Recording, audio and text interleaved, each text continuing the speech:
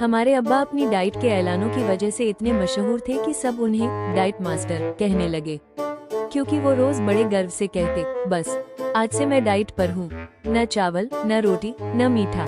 घर वाले खुश हो जाते कि अब्बा आखिरकार अपनी सेहत का ध्यान रखेंगे। मगर कहानी कुछ और ही थी। पहले दिन अब्बा ने सिर्फ सलाद खाया। सबने ताली बजाई और कहा, वाह अब्बा, सच में कमाल कर दिया। लेकिन रात को किचन से हल्की सी खुसर पुसर और चम्मच की खटपट की आवाज आने लगी। अम्मी ने जाकर देखा तो अब्बा चोरी चुप के हलवे का डब्बा खा रहे थे। अम्मी बोली, ये डाइट है या डाइटिंग का ड्रामा? अब्बा शर्मिंदा हो गए और हंसकर बोले, ये तो बस आखिरी निवाला था, कल से पक्का डाइट। हर रात यही सिलसिला चलता।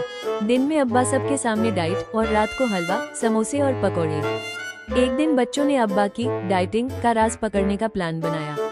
उन्होंने किचन में कैमरा छुपा दिया। रात को जैसे ही अब्बा दबे पांव किचन में घुसे, पूरा घर टीवी पर उनका लाइव शो देखने लगा। अब्बा हलवा खाते हुए पकड़े गए। पूरा घर हंसी से गूंज उठा और अब्बा शर्म से सर झुकाए मुस्कुरा दिए। अगले दिन अब्बा ने खुद ऐलान किया, अब मैंने नया डाइट प्लान बनाया है, दिन में डाइट और रात को हलवा डाइट। सब जोर जोर से हंसने लगे।